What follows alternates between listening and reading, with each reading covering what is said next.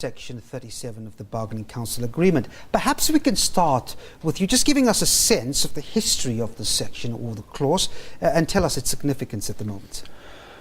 Well, firstly, the collective bargaining is done at a central level. The idea is that it takes bargaining out of the companies, the individual companies, and for logistical reasons, it is seen to be more efficient to be able to bargain at that level. So instead of having hundreds or even thousands of separate negotiations, you have one big negotiation at the top, and whatever you agree at the top or at central level between the management and the unions, who must be representative of the employers and of the employees, then it gets extended to everyone who falls within the scope of the agreement.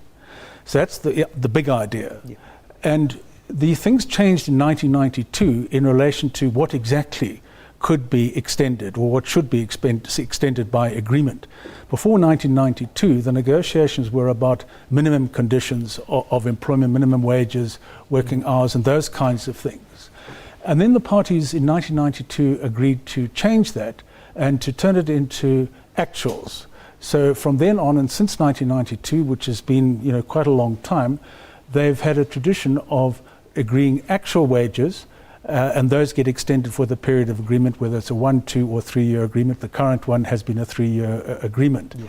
And the idea then, in terms of Section 37, where this notion is captured, is that the parties can't then go back to the companies and have another bite at the cherry, or what they call double dipping, on issues that relate to money, particularly wages, things like holiday pay and bonuses, etc. Although bonuses may be in a separate category. So what exactly in this instance does Numsa stand to lose? They're adamant this shouldn't be the case. Yeah. Look, the wording of the Agreement 37 has stood the test of time over all of this period since 1992. And this year or late last year, the Labour Court made a judgment where Numsa had applied to attack the interpretation of what the wording of the agreement says. And the interpretation that they asked the court to put upon it, and which the court agreed with them, is that it's not such that the parties can't negotiate anything at company level. They can negotiate at company level, even if it does sound in money, if it is not specified as being particularly excluded at company level. So that's where there's a sort of a grey area about what's negotiated at central level and can't be double dipped again, and what is not.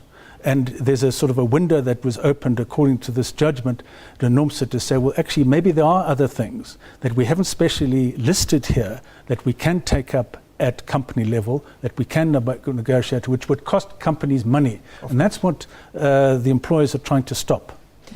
You open the papers this morning and you see threats of a bargaining council collapsing. Could we actually see an eventuality where you have these 10,000 companies in the sector having to hold exclusive agreements or negotiations with workers on plant level? Could we reach that stage? It's possible that the system can collapse if the parties don't agree. Yeah. Because, of course, an agreement like this one comes to an end at the end of its 3-year period. And if they haven't got an agreement to cover the next year or the next 3 years, for example, there is no agreement. And for so long as there's no agreement, things are held in limbo, which then threatens the whole notion of collective bargaining. So that's what the sort of threat is, if you like. And so there's a risk analysis that the parties need to make at this point to either use what they've got, which has tested over time, or they can look at wording the agreement on wording Section 37 in such a way that it is specific about what's in and what's not in, to clarify that. Because there are other agreements in other councils where that does exist. For example, in the motor industry, where there are specifically things that are agreed at central level that you cannot bargain at company level. And that might be helpful in this situation. And that might save the collective bargaining process, because I think there's too much to lose, particularly Numsa and the employers, by not doing something like that. Patrick, that's not the only issue that's weighing on these negotiations. You also have the employer bodies to some degree disagreeing. I mean, you have a body like NIASA, which is adamant it can't afford these proposed offers of salaries. And yes, they're a smaller body, but there are plenty of small businesses out there. What do you make of this disagreement between the employers? Well, it's a very difficult thing to manage when you've got a divided house within your employer groupings, because obviously it creates uncertainty, and it's hard for the unions to respond. Where they have, in this case, they've responded to where they've got the best offer and are trying to get a follow-through by NIASA in this case.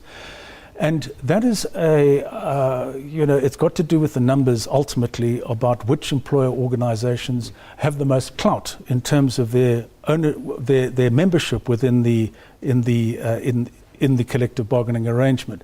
NIASA's got slightly more employers of the smaller employers, but less employees. I think it's something like 2,500 employers versus 60 employees in the bargaining unit, whereas SABC has slightly less. They have bigger employers, about 2,200, but they have 160,000. So they've got by far the number of employees, and that's what determines, in terms of the Labour Relations Act, who gets the right to pull the strings in the system. So that tension has to be sorted out.